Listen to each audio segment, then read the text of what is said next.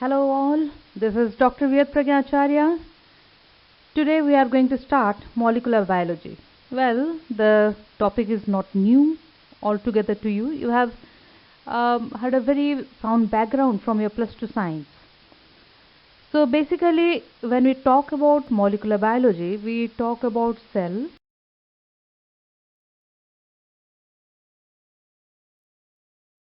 and then cell biology, then the diseases that relates to molecular level. So that is basically what we understand is gene level. So before we really start the topic, let me ask you certain questions. So you have been listening so many stories about COVID-19. So as a medico, what is your idea? For any disease to be cured, first it has to be diagnosed. So the diagnosis part comes to our department, that is biochemistry.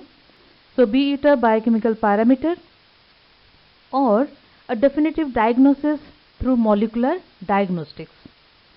So you might be hearing lot of tests going on, certain rapid tests of antibodies and certain tests of RT-PCR, that is very confirmatory, and still people are trying lot of other tests so that early diagnosis can be done and the treatment can be started and the disease can be curbed.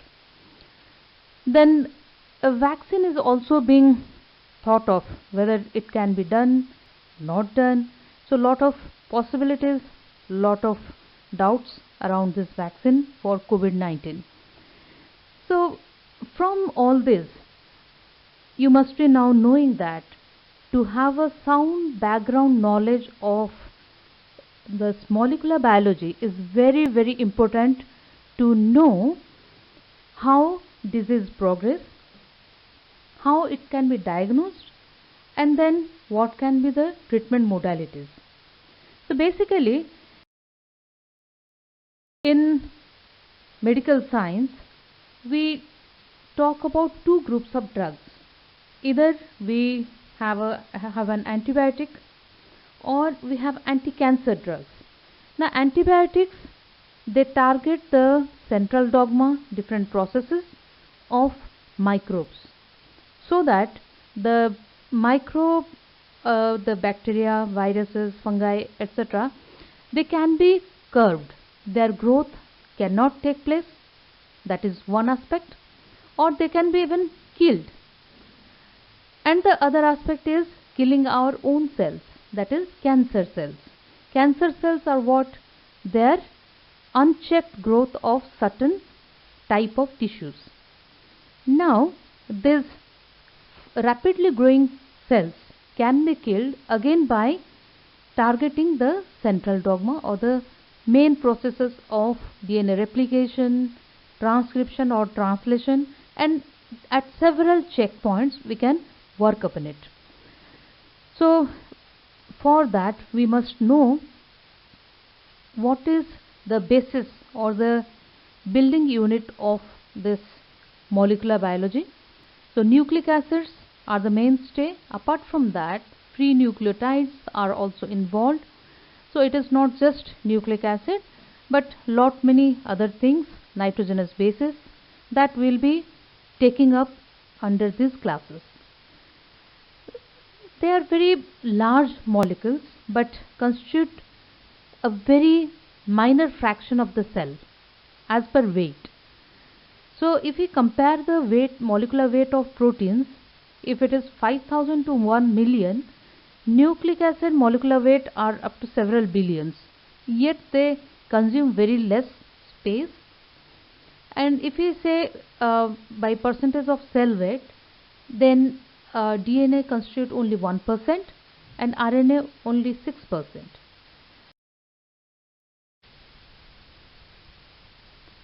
So if we are talking about molecular biology, we must first know all about the cell structure, its organelles and their functions.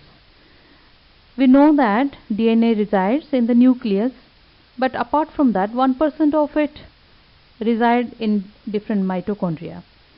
So that will be seeing little later on.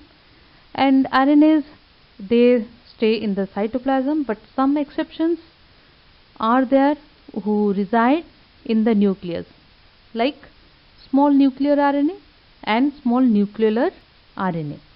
And apart from that, hnRNA, that is heteronuclear RNA, which is initially synthesized from the DNA, is obviously seen inside the nucleus. And these all organelles and cell studies are done by different experiments, by cell fractionations, and thus we have a overall sound idea where DNA, RNA, etc. are situated.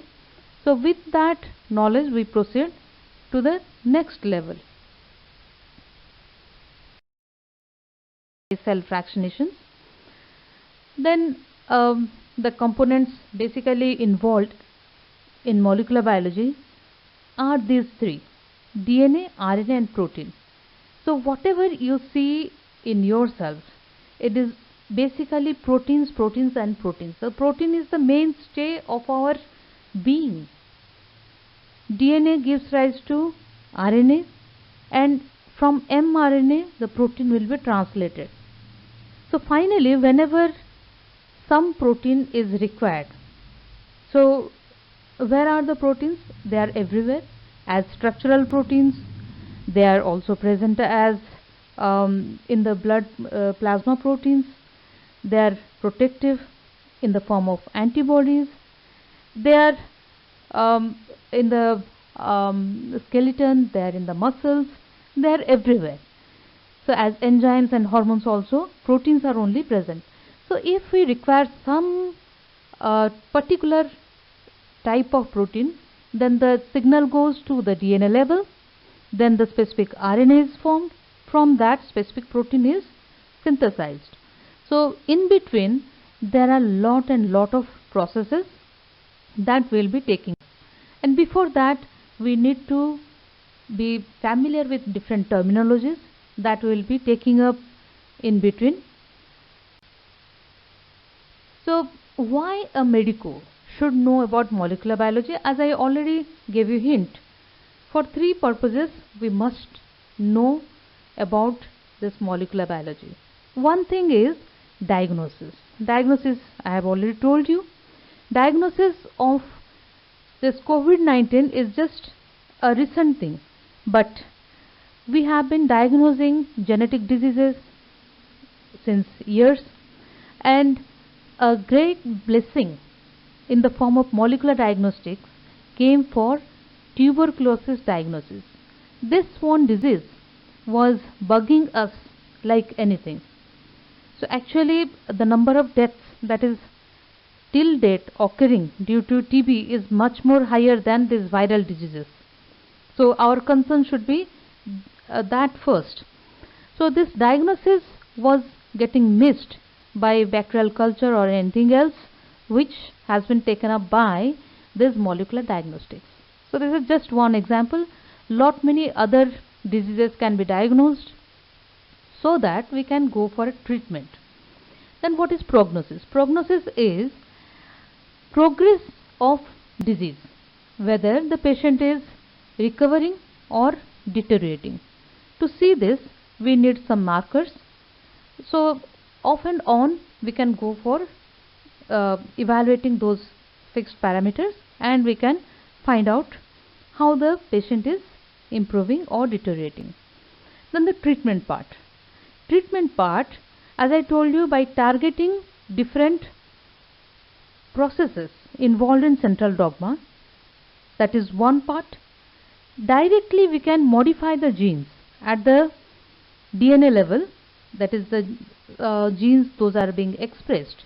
They can be delineated and they can be either made silent, or they can be knocked down altogether, or they can be replaced with a good gene. So these are the newer and most higher end treatments that is being done for certain diseases, inherited diseases particularly. So this is just an overview of things that we'll be dealing with, and this is what we are going to deal in next subsequent classes. So what exactly we'll be learning? We'll be learning about the chemistry of nucleotides, that is how the nucleic acids are being formed from nucleosides and nucleotides. Then what happens when the nucleotide degrades, or how they are being synthesized. So that is nucleotide metabolism. How these nucleic acids are synthesized and they are organized within the cell. So that is DNA organization. After that, we will be dealing with DNA replication, repair and mutation. What are the different types of RNA, their functions, and the different processes involved with them. So the first one is transcription. After replication, we are dealing with transcription, that is formation of different types of RNA from DNA. Then translation is protein formation from mRNA. All these processes are highly regulated. So this regulation of gene expression will be taken up so that we can know how things can be checked by different drugs and the proper treatment can be given. Then application of molecular biology, the detailed processes involved will be dealt with. So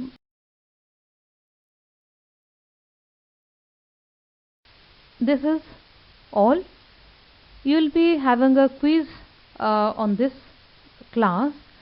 Please visit my website, go to the tutorials.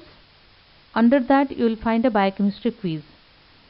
You can take the quiz and evaluate yourself. Thank you for now. We'll meet in the next class. Bye.